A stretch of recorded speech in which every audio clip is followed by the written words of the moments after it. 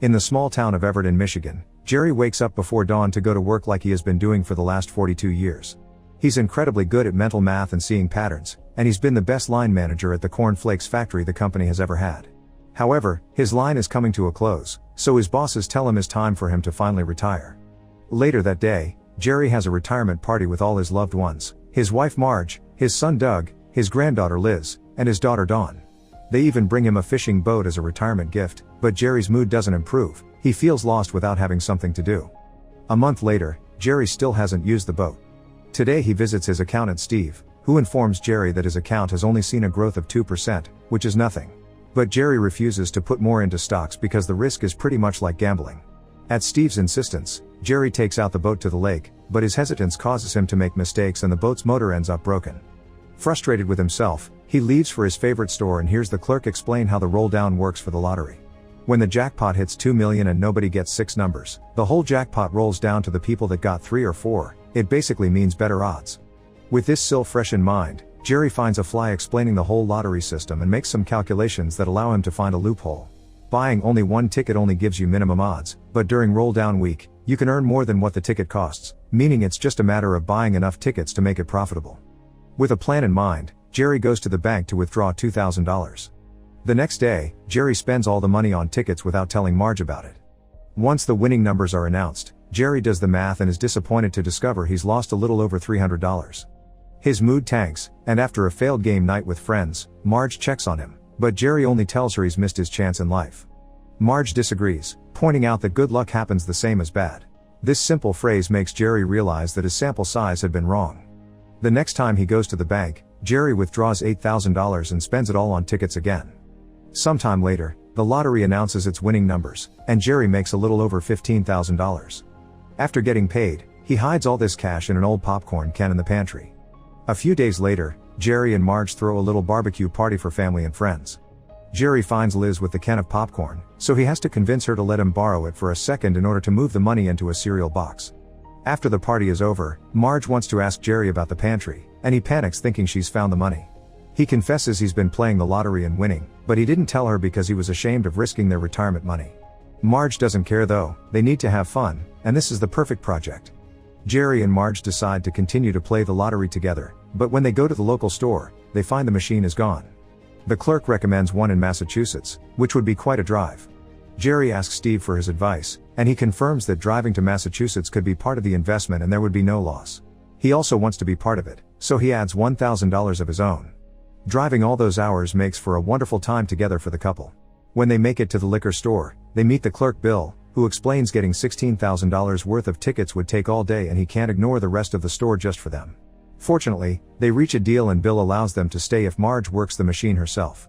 When night falls, they get a room at a motel and watch the lottery on TV. Then they spend the night checking the thousands of tickets, and by morning, Jerry has their winnings. They've made $21,000. Meanwhile in Harvard University, student Tyler is doing a research project on the odds of winning different types of lottery. His roommate Eric thinks it's stupid, but looking at the systems allows Tyler to find the same trick Jerry did. Back to the couple, they're arriving back in town when Marge has an idea. Jerry has always wanted to help people, and the more they bet the better the odds, so they could make their project even bigger. The next day, they go to see Steve to start a corporation, legally paying taxes and claiming expenses.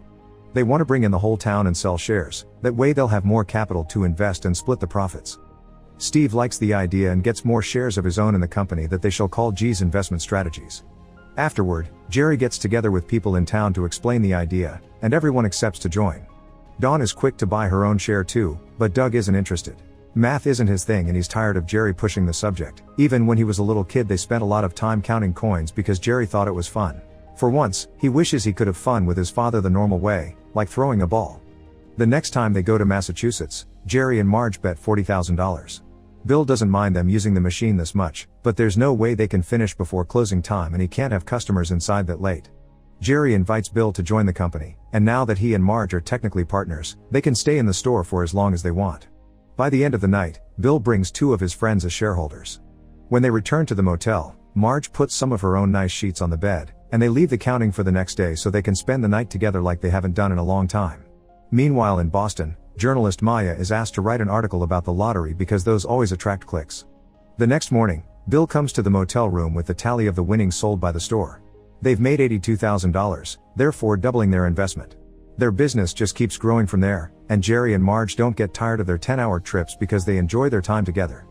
Back in Harvard, Tyler shows Eric the results of the simulations he's been running, confirming the loophole is real. Tyler doesn't have the money to get started and refuses to ask his dad because he wants this to be his own thing. Instead, he pitches his idea to every student in the dorms, and with each of them putting in a couple of bucks they can reach the initial investment needed. Filling the lottery slips is a lot of work though, and Tyler lets the others do it, refusing to help because he's in charge. In Michigan, all the shareholders are pitching in to renovate the amphitheater and bring back the jazz festival. When Doug goes to visit Jerry, he's shocked to see he's keeping all the tickets just in case the IRS asks for them when they get audited. Jerry has a surprise for his son. There's one share under Doug's name, because Jerry wouldn't want to count coins without him. In the evening, the townspeople get together in the local bookstore, which got renovated thanks to the lottery winnings as it happened to the hotel and the mailman's truck. Jerry shares with everyone how well they're doing, informing them that a big part of the money will go to more betting. Afterward, they all leave to celebrate at the diner. Jerry and Marge tell Steve they want to bet $600,000, the only problem is how long it would take to get that many tickets from the machine. Steve thinks they should stick to their normal bets, but they refuse. They need to get as much money as possible before someone at the lottery company discovers their trick. Bill tries to get a second machine for his store, but rules say only one per shop is allowed, so they bring another store owner as a shareholder and install a machine in his diner. In Boston, Maya is looking at the public list of winners. She notices Jerry wins big every 3 weeks and drives 10 hours just to play the lottery in a different state, yet he has no criminal record. This smells like a big story, so her boss gives her the green light to look into it. Back in Harvard, Tyler informs all the students that they've made $50,000. Everyone is happy but only for a short moment, because soon they need to start filling double the slips to make it in time. Eric notices the payout should have been bigger, so he hacks the state lottery system to check the sales at every store, discovering there's another group doing the same thing. Later that night, Jerry surprises Marge at Bill's store, asking her to take a break to celebrate their 46th anniversary. They toast with champagne and dance to slow songs on the radio, only to be interrupted by Tyler and Eric, who laugh when they see their two old people. Eric doesn't want their groups to hurt each other's winnings, so he asks Jerry to bring his group into Eric's and let him do all the betting. But Jerry turns him down, explaining he doesn't want to sit down and relax, he actually enjoys having a project and sharing it with his wife. Before leaving, Tyler tries to insult him by saying a farmer's math can't beat a Harvard student that works with binomial distribution. Jerry already knows this system and points out his flaws before explaining Tyler is only gaining $32 for every 100,000 he wins. Eric can't believe what he's hearing, and Tyler drags him away in shame. Maya goes to the lottery headquarters to try to get an interview with one of the executives. However, the man's aware of this guy that keeps winning and doesn't see the big deal because sometimes people get lucky, so Maya doesn't get anything juicy to publish. One morning, Jerry's approached by Tyler again. Unaware that the clerk can hear him, Tyler makes a threat. Jerry must give up the game or they will hack into all his personal accounts and identity to bring him down. In the evening, during the new library meeting, he tells the townspeople they can't play anymore, although he blames a new variable that he doesn't expand on. The store clerk tells Doug what really happened, so Doug talks to his dad to remind him this isn't about math, it's about being human. Jerry spent too many years in the factory being pushed around, but now, his talents are being respected by the townspeople that he brought together. When the roll-down weekend comes, Tyler gets all the students ready to bet. Jerry still wants to do the right thing, but Marge scolds him, reminding him this is the time to be fun and crazy.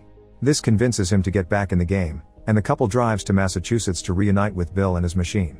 At Harvard, Eric and Tyler notice Jerry called their bluff and is still active, so Tyler comes up with a plan. They need to create a roll-down when nobody expects it, that way they can take it all.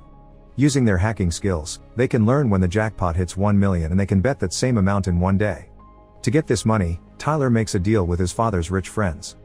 The plan works and the students force the roll down. Bill finds Jerry and Marge to tell them the news, and Jerry easily guesses the student group did it with their hacking. Furious, Jerry drives all the way to Harvard to talk to them.